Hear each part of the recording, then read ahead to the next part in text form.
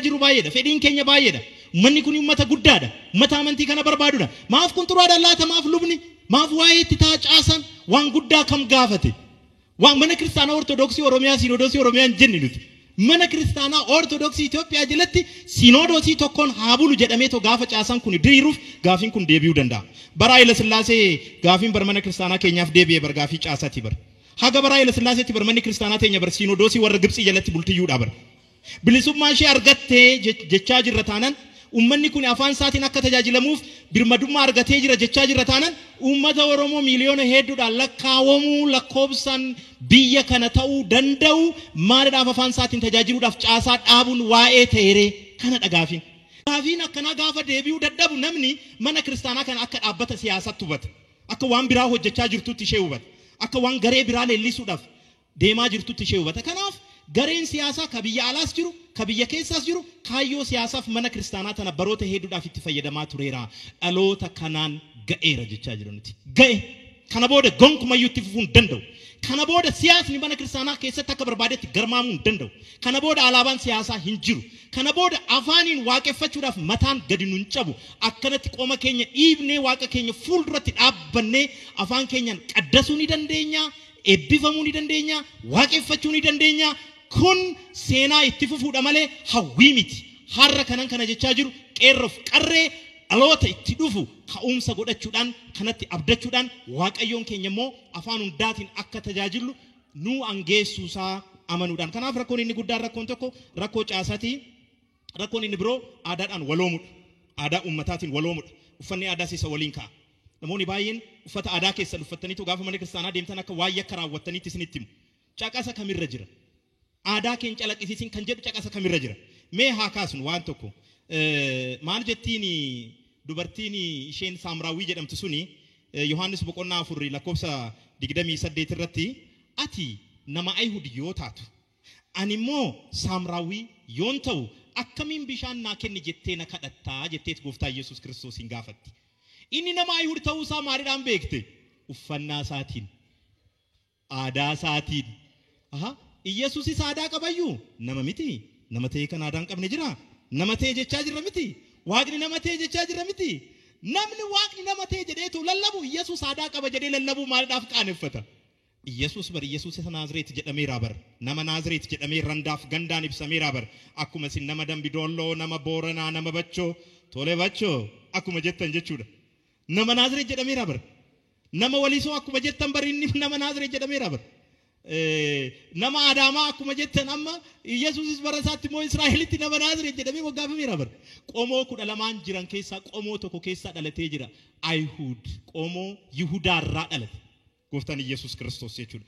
Kanaaf aadaan uffanni aadaa waan lagatamuu miti waan nama jibbisiisus miti.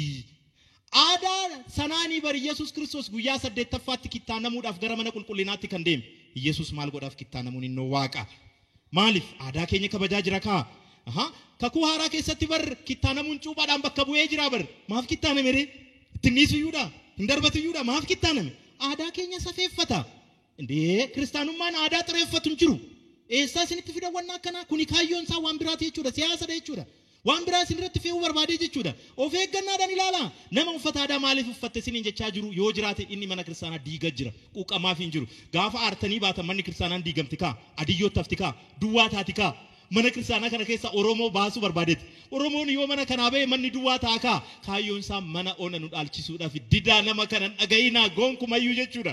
Didaatu aadaa keessaniin faayeffama uffata keessan uffadha. Inumaayyuu manni kiristaanaa aadaa hawaasa tajaajiltuu kabajuu qabdi. Lallabaan yoo lallabu aadaadhaan uummataa wal fakkaachuu qaba. Yoo haasa'u uummataa wal fakkaachuu qaba jettanii barsiisaaf kaza irratti hin barsiifne.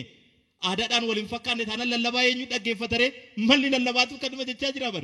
Eenyu isa dhaggeeffatu homtuu isa dhaga'uu hin danda'u. Kanaaf gama uffata aadaatiin wantoonni ka'uu qaban akkanaan hubatamuu qabu. Waan tokko isiniif haa kaasu. Maarqos barsiisaan wangeelaa barreessaan wangeelaa biyya Gibxitti yommuu barsiisutti jechuudha. Namichi inni barsiisu dursa namichi inni barsiise namicha kophee isaa hodheefiyyuudha. Namichi kophee isaa hodhuuf kun utuma kophee Maarqos hodhaa jiru mutaan quba isaa waraan. Gaafa mutaan quba isaa waraanu waaqa tokkicha jedhee iyyatti qurxe. Aha nama waaqa tokkicha hin beektaa jedheen. Amma odoo sinitti waaqa tokkicha jedhee cixaawoti keechitti dhiisi waan hin taane kana waaqni jaalatu jettu.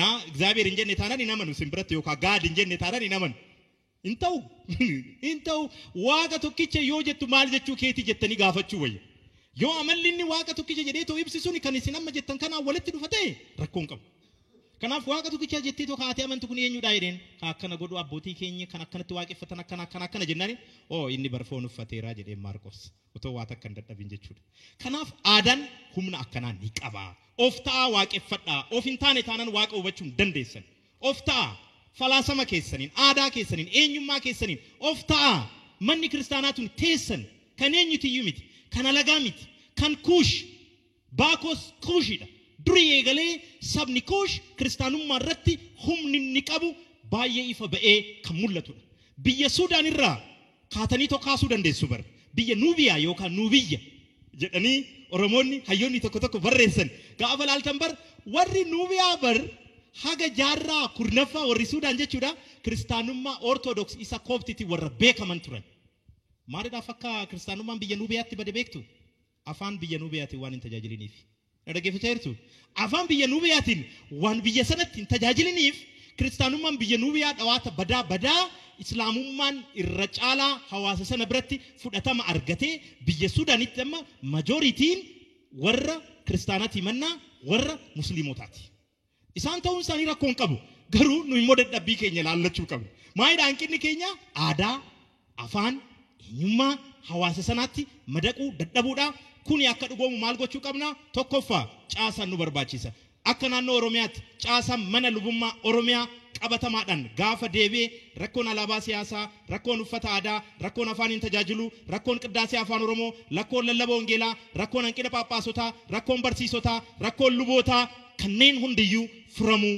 ni danda'u waa'ee mana kiristaanaa biroo dhaabuu miti kan nu taasaa jiru manuma kiristaanaa kana keessatti waa'ee caasaa dhaabnuti inni lammeessoo sadarkaa falaasamaatiin hawaasan akkamitti waloomuu qaba jennee barsiisonni tajaajiltoonni hundinuu ifii keenya irratti warraaqsa banuu fi hawaasicha waloomu irratti yoo hojjenne rakkoon kun ni furama jedheetan yaada alaabaan siyaasaa mana kiristaanaa keessatti hayyamame hin jiru asxaan nuti qabnu tokkodha madabni isaa adiidha alaabaan keenya isaan ala fannoo gooftaa Yesuus Kiristoos qofaadha fataadhaa uffattanii afaan keessaniin dubbachuudhaan aadaa keessan calaqqisiisuudhaan of ta'uudhaan waaqeffachuun kan Waaqayyoon jaalatudha ulfaadha